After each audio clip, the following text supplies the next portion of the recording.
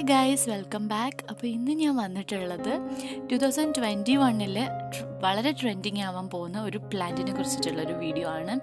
ഈ കാണുന്നത് split leaf philodendron എന്ന് അറിയപ്പെടുന്ന ഒരു പ്ലാന്റ് ആണ്.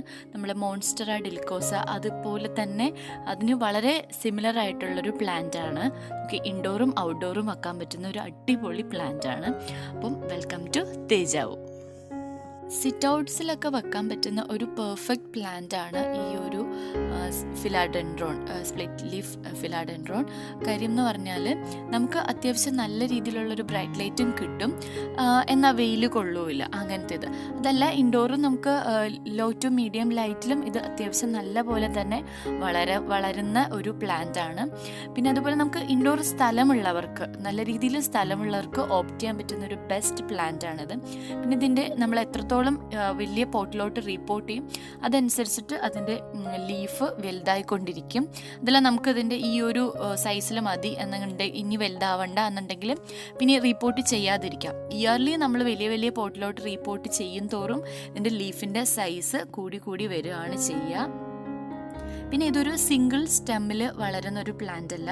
ഇത് നമുക്ക് ഓരോ എന്താ പറയുക ലീഫൊന്നും കുറച്ച് റൂട്ട് ഉണ്ടാവും. അപ്പോൾ നമുക്ക് ഇത് ഓരോ ലീഫ് കട്ട് ചെയ്തിട്ട് വേണമെങ്കിലും നമുക്ക് എന്താ പറയുക പുതിയ ബേബി പ്ലാന്റ്സ് ഉണ്ടാക്കിയെടുക്കാനായിട്ട് പറ്റും.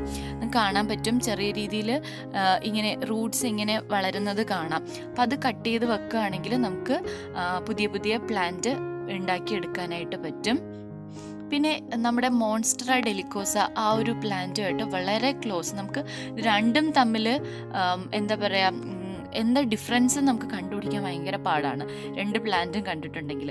അപ്പോൾ നമുക്ക് ഒരു ഡിഫറൻസ് കണ്ടുപിടിക്കുക എന്ന് പറഞ്ഞാൽ, മോൺസ്റ്ററയിലാണെങ്കിൽ ലീഫ് വളരുമ്പോൾ ഒരു പ്ലെയിനായിട്ട് വന്നിട്ട് പിന്നെയാണ് ഹോൾസ് വീഴുക. പക്ഷേ സ്പ്ലിറ്റ് ലീഫ് ഫിലാഡെൻഡ്രോണിലാണെങ്കിൽ കുഞ്ഞായിരിക്കുമ്പോഴേ, അതായത് ആ ലീഫ് ഇങ്ങനെ തന്നെ ഈ ഒരു സ്പ്ലിറ്റ്സോട് കൂടിയാണ് വളർന്ന് ബിഗ് സൈസിലോട്ടാവുക. അതല്ലാതെ ആദ്യം ഒരു പ്ലെയിൻ ലീഫ് വന്നിട്ട് പിന്നെ ഹോൾസ് വീഴുകയല്ല. അപ്പം അങ്ങനെയാണ് നമുക്കിത് രണ്ട് ടൈപ്പും എങ്ങനെയാണെന്ന് കാറ്റഗറൈസ് ചെയ്യുക. ഇതെല്ലാം മോൺസ്റ്ററയിലാണെങ്കിൽ ഇതിൻ്റെ ഇടയ്ക്കും കുറച്ച് ഹോൾസൊക്കെ ഉണ്ടാവും. അങ്ങനെയാണ് നമ്മളിതിനെ ഡിഫറൻസ് മനസ്സിലാക്കുക. പക്ഷെ കാഴ്ചയിൽ രണ്ടും ഒരുപോലെ തന്നെയാണുള്ളത്. ഒരേപോലത്തെ വലിപ്പവും ഇതൊക്കെയാണ്. പിന്നെ എനിക്ക് തോന്നുന്നു കുറച്ചുകൂടി കെയറിങ് ഈസി ആയിട്ടുള്ളത് ഈ ഫിലാഡെൻഡ്രോണിനാണ്. അപ്പം ഞാനിത് മേടിക്കുമ്പോഴത്തേനും മോൺസ്റ്റർ ആണെന്ന് വിചാരിച്ചിട്ട് വാങ്ങിച്ചിട്ടുള്ളതാണ് ഈ പ്ലാന്റ്. അപ്പോൾ ഇതിനേക്കാളും കുറച്ചുകൂടി ഒരു സൈസ് ഉണ്ടായിരുന്നു. പക്ഷെ ഭയങ്കര അൺഈവനായിട്ട് വളർന്ന ഒരു ക്ലൈംബിങ് ഒരു പാറ്റേണിൽ അങ്ങനെ ഒരു വളർന്നിരിക്കുമായിരുന്നു. ഒരു 1800 എത്ര രൂപയ്ക്കാണ് ഇത് വാങ്ങിച്ചിട്ടുള്ളത്. പിന്നെ ഇത് റീപ്പോർട്ട് ചെയ്തു, കുറച്ച് ലീഫൊക്കെ കട്ട് ചെയ്ത് മാറ്റി ഒരു എന്താ പറയുക മാറ്റിയൊക്കെ എടുത്തതിന് ശേഷമാണ് ഇപ്പം ഈ കാണുന്ന ഒരു കണ്ടീഷനിൽ വന്നിട്ടുള്ളത്. ഇനി നമുക്ക് ഇൻഡോർ പ്ലാന്റ്സ് എങ്ങനെയാണ് കുറച്ചുകൂടി ഒന്ന് അട്രാക്റ്റീവ് ആക്കി എടുക്കുന്നതെന്ന് നോക്കാം. അപ്പോൾ നോർമലി നമ്മുടെ പ്ലാന്റ്സ് കുറച്ച് നാൾ ഉള്ളിലിരിക്കുമ്പോൾ ഇതുപോലെ ഡസ്റ്റൊക്കെ ആയിട്ടുണ്ടാവും, സ്പെഷ്യലി ഇതുപോലെ കുറച്ച് ബിഗ് ലീഫുള്ള പ്ലാന്റ്സിന്. അപ്പോൾ ഫസ്റ്റ് ചെയ്യേണ്ടതെന്ന് പറഞ്ഞാൽ ഈ ഒരു കോട്ടൻ്റെ എന്തെങ്കിലും ഒരു തുണി വെച്ചിട്ട് തുണി നനച്ചിട്ട് ഒന്ന് നന്നായിട്ടൊന്ന് തുടച്ച് ആ ഡസ്റ്റെല്ലാം ഒന്ന് എടുക്കുക. അതാണ് ഫസ്റ്റ് ചെയ്യേണ്ടത്.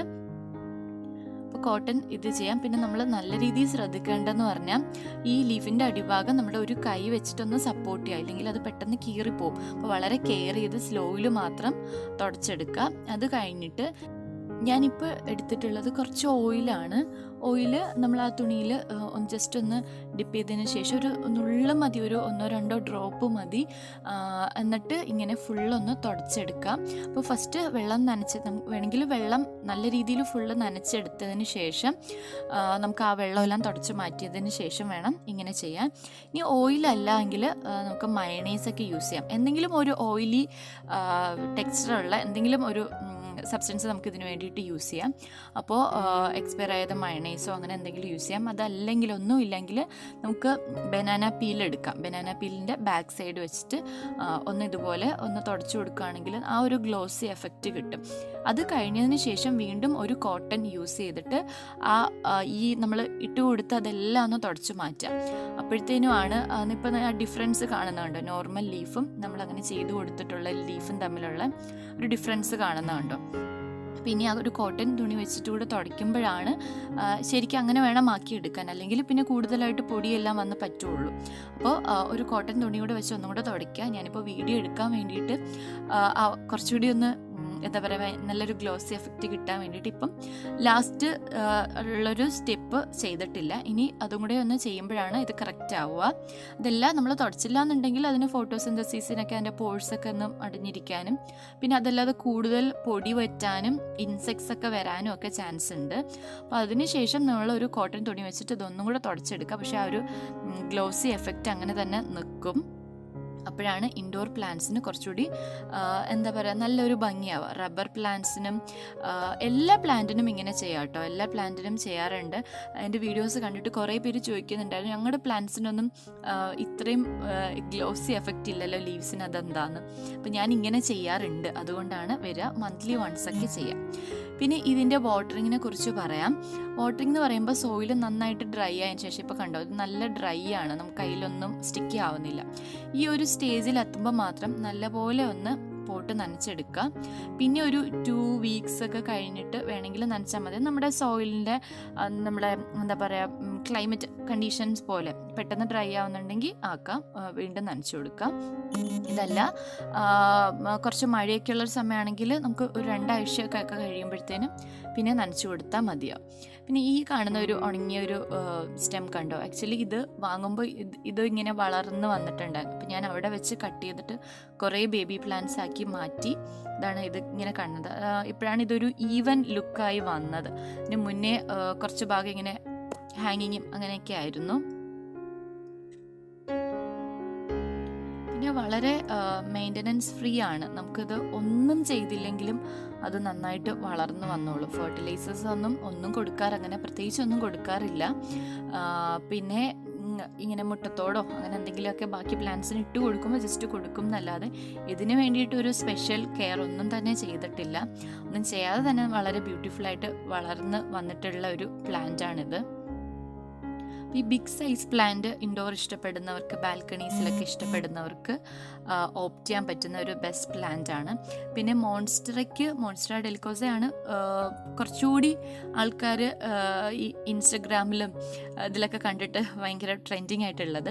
പക്ഷെ അത് കുറച്ച് റെയർ ആണ്. പിന്നെ കുറച്ചുകൂടി ഭയങ്കര റേറ്റും കൂടുതലാണ്. ഇത് ആക്ച്വലി നമുക്ക് പുറത്തുനിന്നൊക്കെ കിട്ടാൻ എളുപ്പമുള്ള പ്ലാന്റ് ആണ്. പക്ഷെ നല്ല രീതിയിൽ സെറ്റ് ചെയ്ത് എടുക്കുകയാണെങ്കിൽ മോൺസ്റ്ററേക്കാളും ഭംഗിയുള്ള പ്ലാന്റ് ആണ്. ഓൾമോസ്റ്റ് രണ്ടും സെയിം തന്നെയാണ് കേട്ടോ. അങ്ങനെ ഒരു ഭയങ്കര വലിയൊരു ഡിഫറൻസ് ഒന്നും കാണാനായിട്ടില്ല. ഞാനിപ്പോൾ ഇത് വാങ്ങിച്ചിട്ട് ഇങ്ങനെ നോക്കുമ്പോൾ അങ്ങനെ ഒരു ഡിഫറൻസ് ഒന്നും കാണാനായിട്ടില്ല. അപ്പോൾ മോൺസ്റ്റർ തന്നെ വേണമെന്ന് ആഗ്രഹിച്ച് കിട്ടാതിരിക്കുന്നവർക്ക് എടുക്കാൻ പറ്റിയൊരു നല്ല ഓപ്ഷനാണ് ഈ ഫിലാഡെൻഡ്രോൺസ്. നോർമലി വളർത്താൻ എളുപ്പമുള്ളതാണ്, നമുക്കറിയാം. വളരെ കുറച്ച് കെയറിൽ തന്നെ നല്ലോണം വളരുന്നതാണ്. പിന്നെ ഈസിലി പ്രൊപ്പഗേറ്റ് ചെയ്യാൻ പറ്റും. ഇവിടെ നിന്നൊക്കെ ഒരു ലീഫൊക്കെ എടുത്ത് കട്ട് ചെയ്താൽ തന്നെ നമുക്ക് പെട്ടെന്ന് തന്നെ വേറൊരു പ്ലാന്റായിട്ട് മാറ്റാൻ പറ്റുന്ന ഒരു എന്താ പറയുക പ്ലാന്റ് ആണ്. പിന്നെ വാട്ടറിലും ഗ്രോ ചെയ്യും. സിംഗിൾ ലീഫൊക്കെ കട്ട് ചെയ്ത് ഇങ്ങനെ ബോട്ടിൽസ് ഇട്ട് വെക്കുമ്പോഴത്തേനും നല്ല ഭംഗിയാണ്. അപ്പോൾ ഇത്രയൊക്കെയാണ് ഇന്നത്തെ വീഡിയോയിലുള്ളത്.